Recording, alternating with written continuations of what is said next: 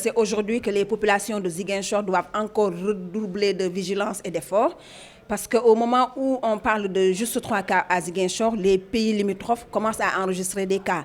Et qui sait nos frontières poreuses saura qu'ici à Ziguinchor, vous recevrez d'autres populations qui vont venir des autres pays, qui vont emprunter toutes les voies pour arriver chez nous ici au Sénégal. Et c'est le Sénégal le premier pays, la première région à laquelle elles vont passer ces populations-là, c'est à Ziguinchor.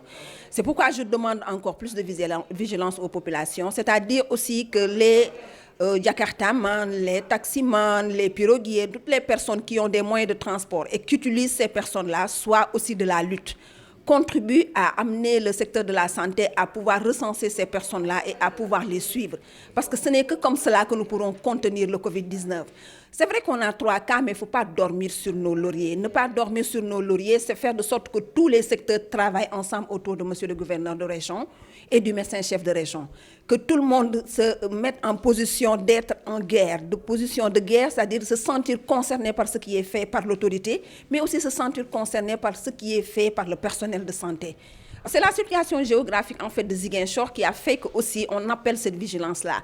On appelle ces populations à avoir beaucoup plus de sens de réflexion, mais aussi d'observation. Moi, c'est plutôt le sens de l'observation qu'on demande aux populations.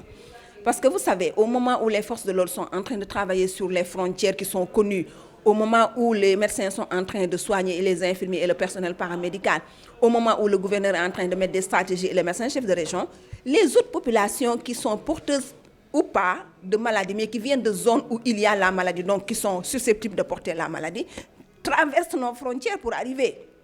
Et s'il n'y a pas cette vigilance-là de la population, s'il n'y a pas cette vigilance de ceux qui les transportent, s'il n'y a pas la vigilance de ceux qui cohabitent avec eux, on aura toujours à courir derrière la maladie sans pouvoir trouver la solution.